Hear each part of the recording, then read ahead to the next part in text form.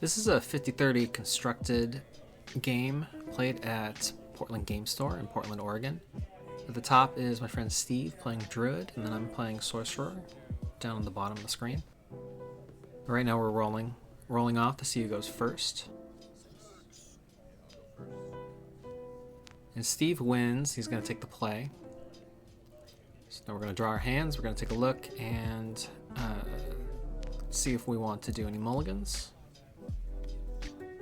My starting hand, I don't see any minions and I don't see any fire threshold, which is important for this deck. This is a Sorcerer aggro fire air deck. So yeah, you're gonna see me pitch 2 spells and then at least 1 sight. I liked having the sinkhole in there. It's a very strong starting hand for an aggro deck. And I also liked the observatory, even though I was less enthusiastic about the color. And then, as you can see, yeah, it looks like I didn't get a fire sight on my mulligan either. But the benefit here is that I am going second, so I will get card draw on my first turn. Turn 1, Steve plays a Quagmire and summons Tawny from the Druid ability and then passes turn. On my turn, I opt to draw a sight. I get a Valley of Delight, which is great because I am going to need that to hit my fire thresholds. And turn 1, I'm going to go ahead and play Observatory to look at the top 3 cards of my deck, then put them back. The top of my deck here, I mean, I see Lightning Bolt, Redcap Poweries. I probably want those to come out first ahead of the Infiltrate. So I reorder in that way.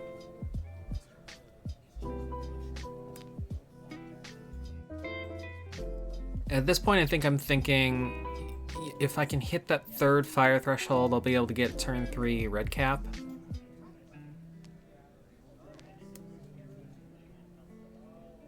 Looks like Steve is going to tap for another sight. It's a color out of space, and he's going to play Sideways in a more defensive pattern.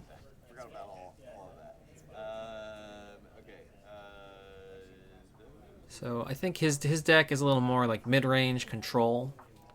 So he is opting at this point to not race to meet me in the middle of the board here. I drew another sight for turn because I wanted to set myself up for that Redcap Poweries that I know is on the top of my deck. And then I just play a Valley of Delight, call Fire.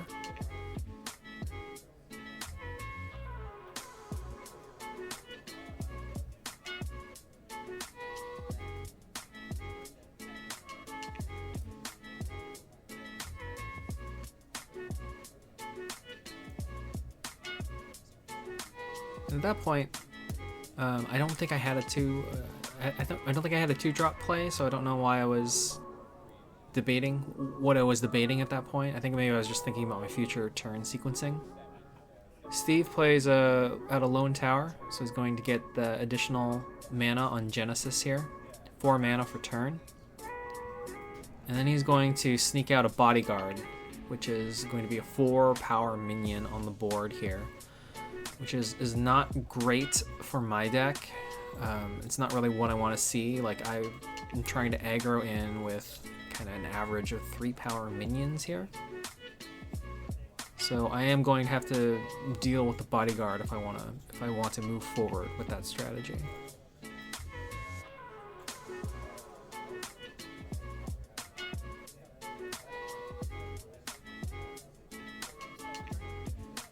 Draw a spell for turn. The issue here is that, you know, I've set myself up at this point to be able to, you know, play out a Funeral Pyre for Threshold, and then I could play out the Redcap Poweries. But because he has that Bodyguard there, I can't even really like use it to trade or attack in to his minion. I would just be sacrificing the Redcap Poweries for no reason. and I don't have, like, it would take 3 mana to play the red caps. I wouldn't have follow-up to do any sort of additional damage to the Royal Bodyguard. So unfortunately, because Steve had that Bodyguard there, I didn't really have a play on my turn 3.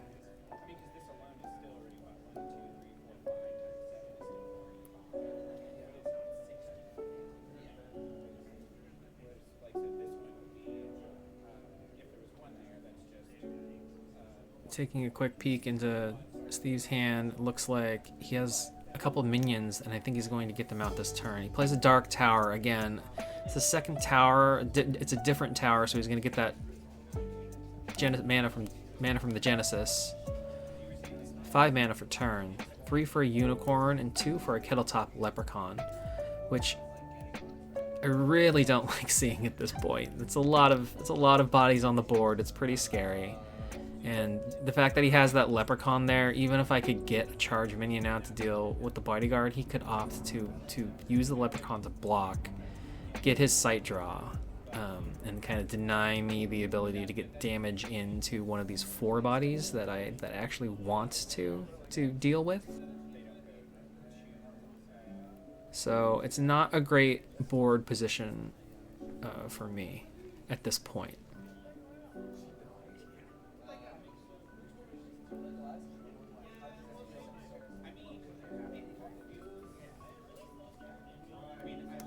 I'm going to play a Sight, because I think I need to get to 4 mana to be able to do anything that I want to do here. I'll play a Sinkhole. I have 4 mana for turn. I'm going to use 2 for a Lightning Bolt to do 3 points to the Bodyguard, and then follow it up with a Firebolts, 1 point to the Bodyguard, and then 2 for the Leprechaun. So Steve still gets his card draw on Deathrite from the Leprechaun, but at least I've taken care of 2 of the bodies on the board. And then I'm going to pop Sinkhole to set him back a Sight for next turn, and then pass. So I think that was probably the best I could have done with what I had in my hand on that turn. I mean, I have to start dealing with these 4 bodies he has on the board. And the Leprechaun, there's really it's hard to play around that early game. Like, it's either going to be there as a chump blocker for them, or you're just going to have to choose to remove it and give them the Sight. I mean, ideally with the Leprechaun, yeah, you want that to be sacrificed earlier rather than later on your turns, so you can get that Sight into your hand when it's more relevant. Steve takes a Sight draw for turn, and he's going to play out a Pebbled Path here, right in the middle of the board, which is not ideal again for my deck. So my deck, again, it's a Fire Air aggro sorcery deck. A lot of the minions here have charge, and the Pebbled Path is just going to immediately turn that off for the most relevant portions of the board right now. He's going to play Taurus Hammer Trinket onto the Unicorn, attack in for 4 more points of damage. And then he's going to move Tawny up.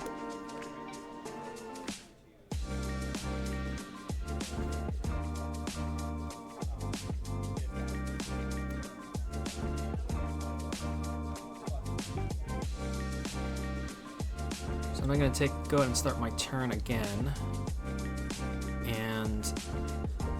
And I need to deal with the Unicorn sooner rather than later. I'm already down to 11 points of health on my avatar here, and 4 points a turn, 5 points a turn is nothing to sneeze at.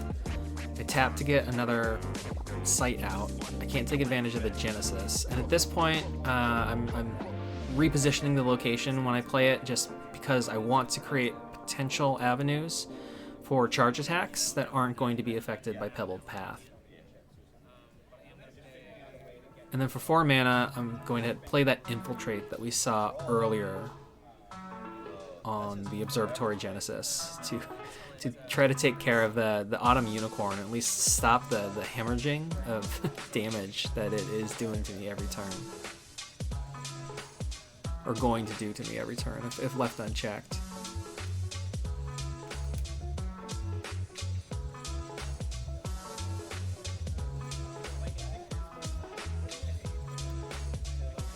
So I felt pretty good about my plays so far in this game. And it's a little unfortunate just because Steve has had me on the back foot, and that's not where you want to be on an aggro deck. You want to be tacking in, like you want.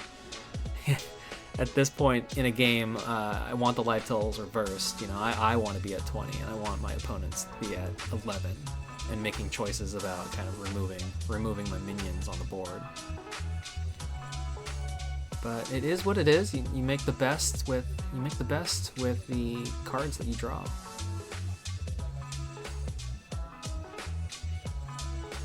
Steve's thinking about his turn here. Looks like he's going to probably tap for a sight.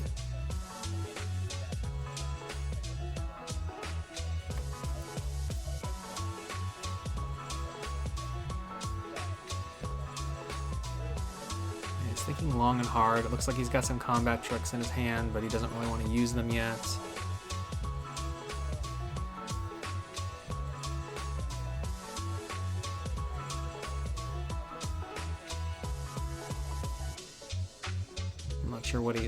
I'm not sure at this point what he's debating about. It doesn't look like he has a ton of minions in there, but he plays the Torsammer Trinket onto Tawny. And then he's gonna move in and attack for 2 points of damage. Which, again, is still a pretty strong position, even if he doesn't have any other creatures to put on the board at this point. Being able to threaten in with 2 points of damage a turn with Tawny still puts a lot of pressure on me. He's gonna play a second Dark Tower. He's not going to get the Genesis for that. But that is going to bring him up to 4 mana left for turn. And he doesn't have a follow-up.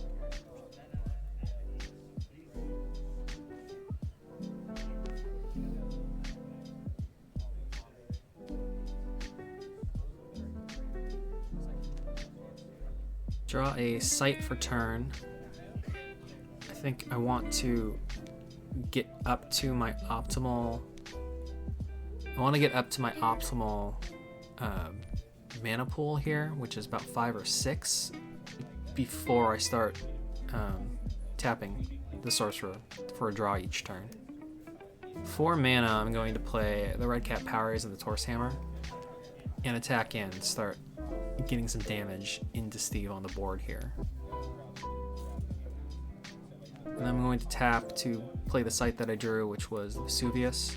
Again, the reason why I drew the sight this turn instead of tapping for cards was because I already had the Red Cap Powers and the Torsammer in my hand, and I knew that's what I was going to spend my turn on, or spend my turn with. So it felt like a good window of opportunity to draw the sight on that turn and then tap to get it out, bring my mana base up to 5.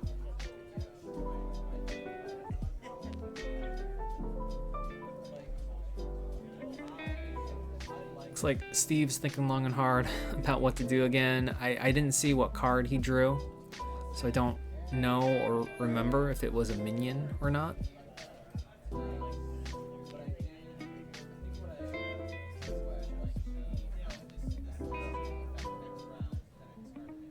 And again, he's gonna play the Torsammer Trinket on the Tawny again. Yep, get that 2 points of damage in, like I was talking about last turn. So that's still putting a lot of pressure on me. It's like 2 points coming in, almost guaranteed per turn. And then he plays a Pudge Butcher, which is what he top decked on his draw. Pudge Butcher is a huge problem for me here. He is lined up to grab my Sorcerer, do 5 points, take me to door next turn. So I need a way to get out of this at this point. So I'm drawing a spell for turn. I'm drawing another. I'm tapping for another spell because I need to dig for a solution here, and I do pull a blink on my Sorcerer tab, which is a great tool to get out of the pathway here from Pudge. So I have 5 mana for turn.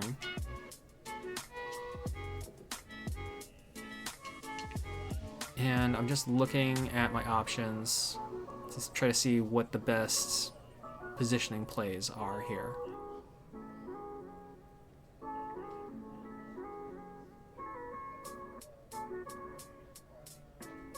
So I know I definitely want to blink away, and I'm just going to move the Autumn Unicorn up. So that's not going to block. That's not going to block Pudge's projectile trajectory to the red caps because it is stealthed. But I just wanted to move the unicorn into a different position here on the board. The red caps, I'm going to play Torse Hammer and attack in for that 4 points of damage again, and then I'm going to cast the blink to move out of the way of Pudge's projectile line.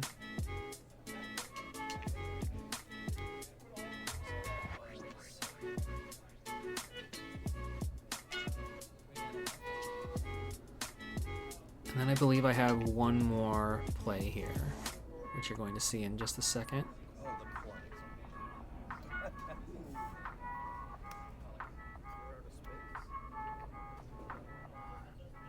Which is a Colicky. And I think, in fact, that was an illegal play because I had the blink for 2, the Torse Hammer for 1, and then the Colicky for 3 would have been 6. So that was a miscount on my part.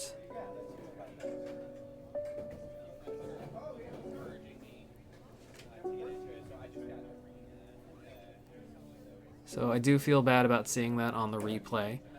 Obviously we didn't catch that during the game, but it's not really going to slow Steve down too much, as you can see here.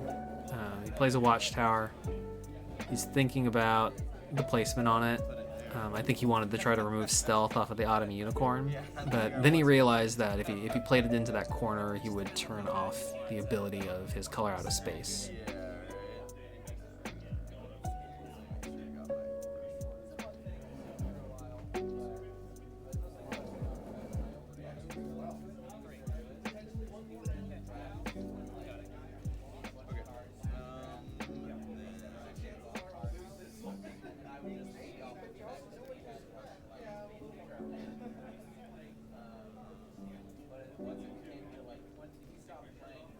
He summons Tawny onto the Watchtower.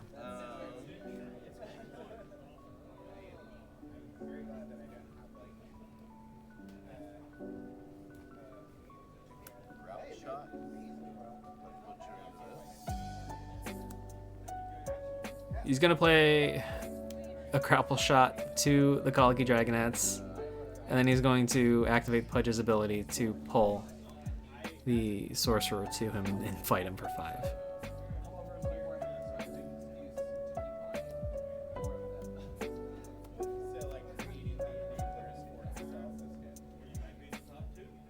So that wasn't, I mean, again, the Colicky, and now he's trying to attack in with Tawny and Torse Hammer to take me to the door, but he forgot that he summoned Tawny this turn, so he cannot do that. Tawny has summoning sickness.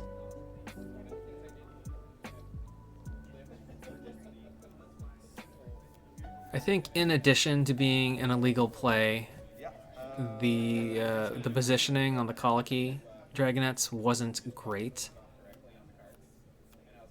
My thought process was, I think I wanted to force him to make a decision on which minion to grapple, whether or not he was going to grapple the red caps or grapple the Dragonettes on his turn. But I feel like I probably could have just, I could have played the Dragonettes somewhere else and only only given him a single option on Pudge's pull, which would have been the red caps.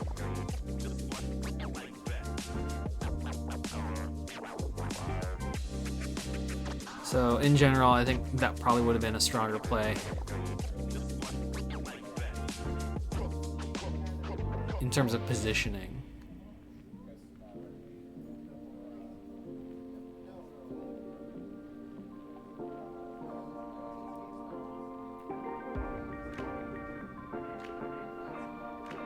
At this point, I'm tapping Sorcerer for another spell. I'm trying to find an answer here. I need to be able to deal with Pudge Butcher.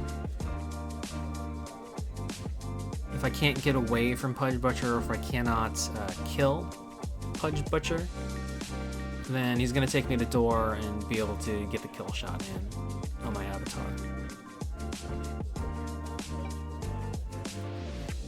So, Torse Hammer on the red caps, attacking him for 4. And then I play a Brother Knight.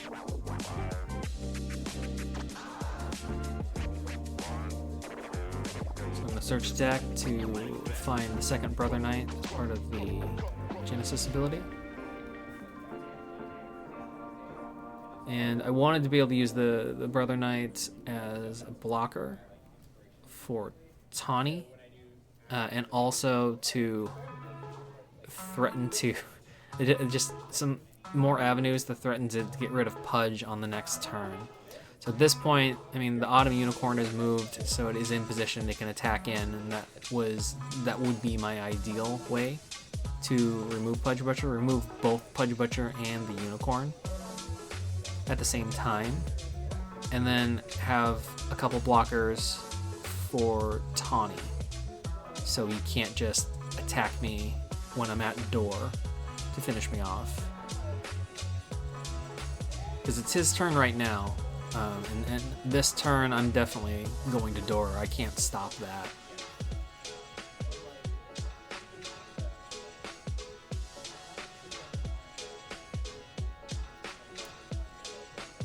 Torse Hammer onto Tawny for 2. He's going to play a Whirling Blades.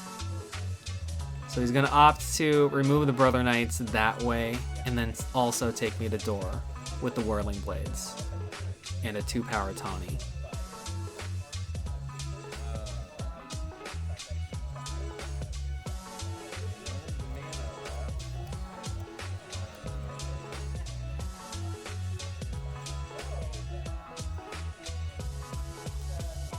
Just as an extra precaution, he chooses to flip the Druid at this point for Brune.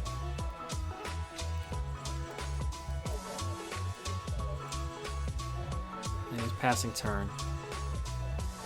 This is a tough position for me at this point.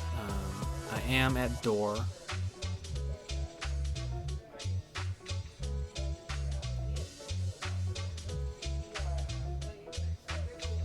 And this is where, I mean, at this point, I feel like I probably got tilted here at the end of the game. I have the ability to attack in with the Autumn Unicorn into Pudge, and then I have a Firebolt in my hand. So that would probably be my optimal play if I wanted to stay in this game another turn or two. Like attack in with a Unicorn, deal 4 points. Tawny cannot defend, which I think at that time I was thinking I can't attack in with a Unicorn because Tawny will just block it. But one of Tawny's stipulations is that the Owl cannot defend. So I would have been able to get that 4 points in onto Pudge, and then Firebolt down for 1 to Pudge, 2 to Tawny, or 1 to Pudge, 1 to Tawny, and then 1 to Brune, effectively. But effectively taking out Pudge and Tawny on that turn.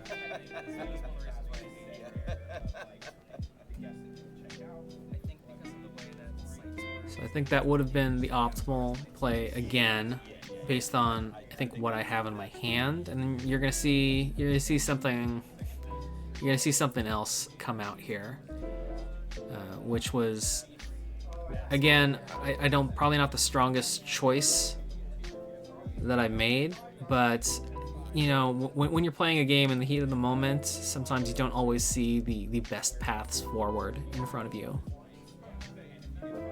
I'm playing out a Jihad to give my red caps +1.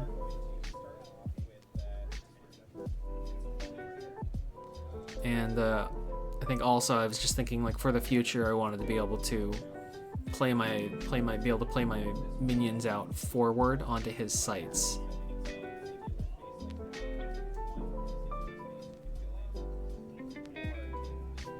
So I'm still considering how to get away here. I play a Warhorse with the intention of taking the Warhorse, carrying the Sorcerer, moving up to the Pebble Path. But then Steve reminds me that the Pebble Path is there and it's not turned off in any way. So it is going to deactivate the charge ability, which kind of takes the wind out of my sails at this point fully. And I believe he also, I mean, we're playing a friendly game, so he did offer to let me roll back the Warhorse because I wasn't aware that the Pebble Path was there, but I let that one stand. And again, I mean, I didn't see, like, I had this Firebolt in my hand and the Unicorn is on the board, and I did not make that connection at the time, and I had already played the Warhorse and opted to kind of just live with that mistake. So I was out of mana for the turn. I had 1 mana left on my turn, which would really not have been enough here. There was another avenue for. I suppose there was another avenue for success here. I probably could have Torse Hammered the Unicorn, attacked in, and then had the Warhorse to block, but I couldn't see the paths ahead of me at that time, so I just conceded.